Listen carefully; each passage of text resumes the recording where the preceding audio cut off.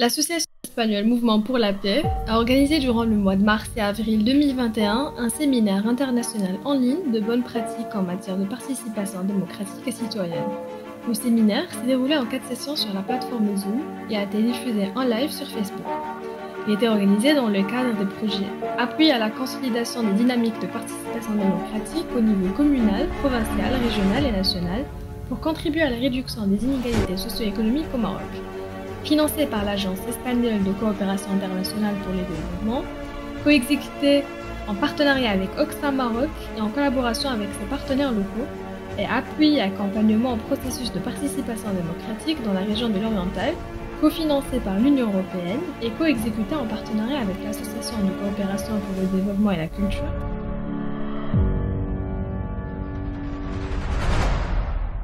C'est un vrai honneur pour nous d'être ici avec vous dans le premier webinaire de ce séminaire international qui touche un sujet qui est essentiel pour la consolidation démocratique, comme c'est la mise en commun des bonnes pratiques dans différentes régions et différents pays. Définition des politiques publiques. Ces politiques publiques devraient quand même avoir l'objectif, in fine, de s'orienter vers le citoyen, vers l'individu et justement de chercher de bénéficier l'individu lui-même plutôt que des intérêts qui seraient plus abstraits, bureaucratiques ou administratifs. La participation démocratique, elle n'est pas une fin en soi. Elle est un moyen pour atteindre une chose qui est essentielle, c'est de réels services pour les citoyens dans les territoires. Como os decía, para el MPDL la participación democrática, para el Movimiento por la Paz, ¿no? La participación democrática es un eje fundamental de trabajo, porque además el Movimiento por la Paz nace en 1981 promovido por un grupo de personas que realmente tenían un firme convencimiento. Sin más, por favor, una llamada a que seáis muy participativos en esta última jornada. Queremos escucharos, vamos a anotar, yo estoy con mi bolígrafo, vamos a anotar cada una de las recomendaciones y cada una de las dudas y reflexiones. Y bueno, nada más, quiero que disfrutéis de la jornada y que tengamos mucho éxito entre todas y todos. Muchas gracias, shukran.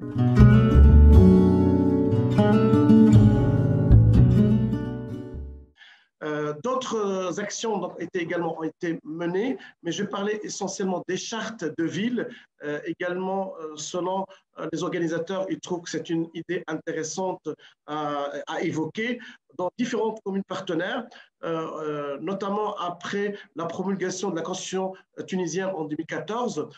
On a essayé d'ouvrir un débat dans les communes partenaires autour des valeurs sur lesquelles on peut construire le vivre ensemble. Que a partir de este triple enfoque, de intentar transversalizar en todas las políticas del ayuntamiento este triple enfoque, nos planteamos cómo hacer un proceso de consulta participativo en el que pudieran participar el conjunto de la ciudadanía, pero también que pudieran estar representadas las mujeres. Fue la primera iniciativa de presupuestos participativos de la que tenemos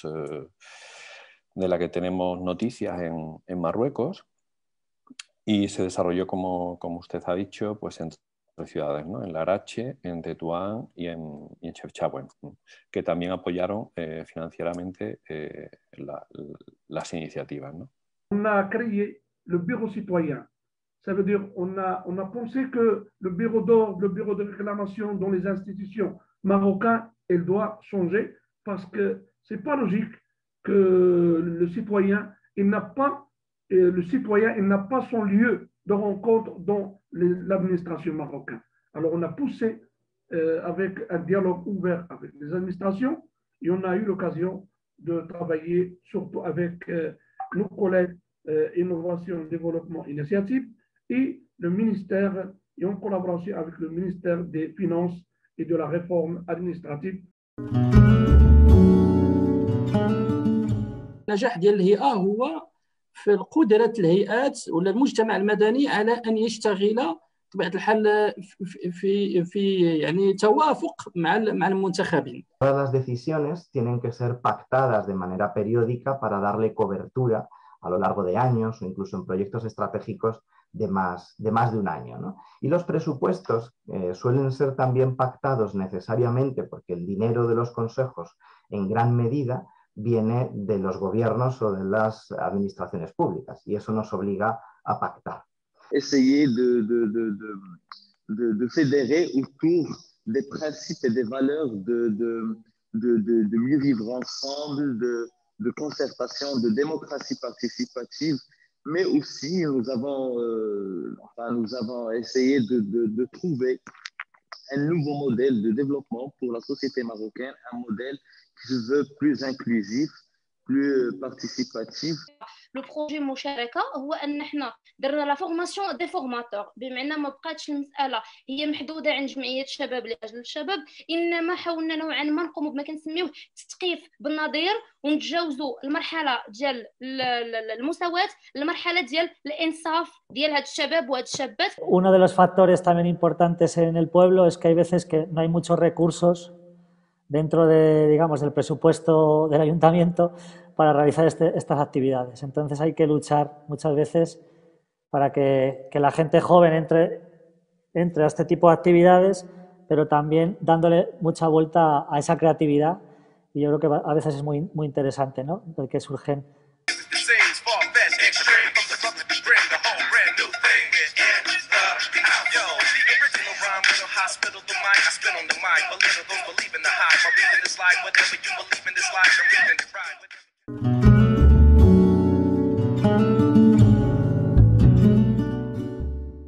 Por último, para no alargarme más, quisiera señalar que esta búsqueda de estrategias de participación inclusivas desde el punto de vista de la interseccionalidad nos lleva a reflexionar también sobre el propio concepto de participación. Donc, l'approche qui a été choisie pour mettre en place cette collaboration, c'est une approche territoriale pilote, et particulièrement dans les régions de Casablanca-Stade, Marrakech-Asfi et Fès-Meknès, pour la planification sensible au genre de ces trois régions, mais aussi pour l'opérationnalisation des instances de l'équité, de l'égalité des chances et de l'approche genre. Así como 10 mujeres representantes de los consejos de mujeres de los 10 distritos de ciudad, representantes de otros consejos municipales de participación, como el de bienestar social, el de salud, el de formación profesional, bueno, diferentes consejos que puedan estar vinculados transversalmente. On ne peut pas parler de l'égalité au niveau territorial si on n'a pas un système d'information communal, si on n'a pas des outils sexospécifiques et des outils sensibles au genre, et on ne peut pas prôner une démocratie participative si on ne renforce pas l'exercice de la démocratie participative au niveau des collectivités territoriales. En Colombia, las escuelas de ciudadanía como formas de innovación también han utilizado el arte. Tenemos compañeras que bailan, compañeras que cantan y compañeras que intentan sanar desde el arte. Eso me parece fundamental lo que tú dices. El acompañamiento psicosocial es indispensable en este tipo de procesos, sobre todo porque acá trabajamos con víctimas del conflicto armado. Todo lo que una mujer puede traer detrás de un hecho victimizante a causa del conflicto, por supuesto que va a influir en lo que es esa mujer más adelante. Que si comienzas a hacerme señas no puedo. Que no mires a la cámara, pero si me haces así yo creo que te rasca. Bueno, esto no va a funcionar, pero ahí vamos.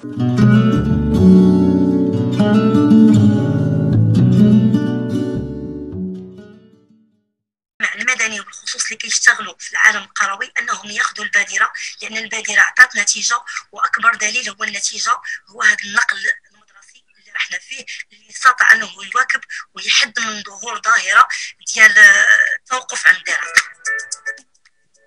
On sait que le cycle de participation va de l'information jusqu'à la co-gestion, en passant par la consultation, la concertation, la coproduction et la codécision. الأستاذة مابل حسيمة هي خلق قناة الأمل، سميناها قناة الأمل، وكانت نتائجها يمكن أن أحكم عليها أنها كانت نتائج أحسن من اللقاءات المباشرة التي شاركنا فيها، وكلها كانت تصب في مصلحة الحفاظ على البيئة كلها عندها علاقة بالديمقراطية التشاركية. التقاطعية فيها جوج ديال النقط مهمين. كاين النقطة ديال شكون هما الناس اللي كيشاركوا في التقاطعية. كاين المعنيين بالأمر الأولين لي جروب كونسيرني، وكاين الحلفاء يعني اللي هما المنظمات، اللي هما المجموعات، اللي هما لي بايور دو فون، الممولين، المؤسسات. هادو كيكونوا هنا فقط كيقول لك حدا هما عندهم الدور ديال انهم يدعموا المجموعات اللي هما كيعيشوا التمييز التقاطعي. أيضا على الجمع ما بين المشاركة السياسية والمشاركة المواطنة، ولكن أيضا بأن بالفعل تكون مشاركة مواطنة قاعدية للنساء يتمكن من خلالها عبر التعبير عن مطالبهن الأساسية والورطها في مقترحات والدفاع عنها، لأن لا يكفي بأنه فقط بأن أن نوصل مطالبنا للجماعة الترابية أو لهيئة المساواة وتكافؤ الفرص ومقاربة النوع، ولكن يجب أن نتعبأ أيضا للدفاع عنها. وأعتقد بأن هذا هو الهدف الأساسي لما نتحدث عن التقاطعية. وشكرا. إلا أن هذه الهيئات لها دور مميز لو أنها استغلت كما أشار لها الدستور، وكان عندها شي دور في تقديم الآراء الاستشارية، لأن بعض المجالس المنتخبة كتعتبر هذه الهيئة كأنها منافس لها، في حين أنها مساعد أو مساند ومقدم لمجموعة من المشاريع التي يمكن أن تنمي المحيط لأنها نابعة من المجتمع المدني. الفضاءات التشاركية عندها خصائص كثيرة. أولا هو يعني هي ان اكت سيتويان، بمعنى ان عبارة على التعبير عن المواطنة الشخص ولا المجموعة. ثانيا هو مساهمة المواطنة في تدبير الشأن العام سواء على المستوى المحلي أو الجهوي أو الوطني، وإمكانية اقتراحات يعني اللي يمكن إمكانية ديال المواطن باش يقترح أولا الأولويات ولا الاختيارات اللي يمكن تكون من طرف المواطنين، وهذه الاختيارات خصها تكون في واحد الإطار مشترك اللي يمكن كتواجه فيه الأفكار وكذلك نتبادلوا فيها من أجل الوصول إلى نتائج مشتركة بطبيعة الحال مع كل الشركاء الآخرين. الممارسات الفضلى أو التطبيقات الفضلى اللي استخلصناهم من التجارب السابقة، زائد الهفوات ديال هذه التجارب هذو باش ما نعاودوهم، خاصة ما يتعلق بإعداد الميثاق والنقطة اللي ختم بها الأستاذ سعيد، خاصة ما يتعلق بنقص من الفهم لماهية الحوار، لماهية منظومة الحوار والتشاور متعددة الفاعلين لدى الفاعل المدني ولدى الفاعل العمومي أيضا. إذا التحديات المطروحة على الفضاءات، عندنا 4 ديال التحديات اللي هي مطروحة حاليا. عندنا مشكل الهيكلة القانونية اللي كتحد من إمكانيات الحركة لدى الأعضاء. عندنا مشكل الإمكانيات المادية خصوصا داخل البادية اللي كتعيق التحرك ديال اعضاء الفضاءات. كاين مشكل التواصل المحدود ديال اعضاء الفضاءات مع المحيط، وهذا ما يؤثر على ما يحد من التاثير ديال الفضاءات عبر الزمن. كذلك هذه الآليات الديمقراطية التشاركية هي آلية من الآليات التي تسمى في بعض الأدبيات تسمى آليات المشاركة الشعبية.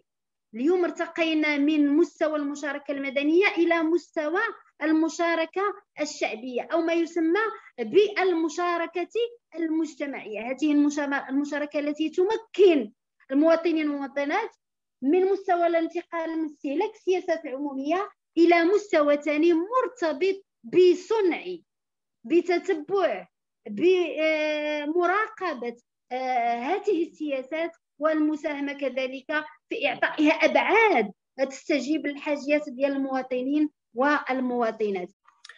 Il est évident que le Maroc a fait des grands progrès dans ces deux domaines depuis la promulgation de la Constitution de 2011, non seulement par la création d'un cadre législatif interne important, mais aussi pour la ratification de la plupart des conventions internationales élaborées dans le cadre des Nations Unies. Simplemente finalizar con dar gracias a los participantes que han seguido también el seminario. A ellos y a ellas hemos querido dedicarle esta última sesión y finalizar subrayando la importancia que tienen este tipo de actividades de intercambio de experiencias por ser un formato que a nuestro juicio favorece siempre la reflexión, también la formación y una mejor coordinación. Merci à tous et à toutes et à la prochaine, Inch'Allah. Shukran.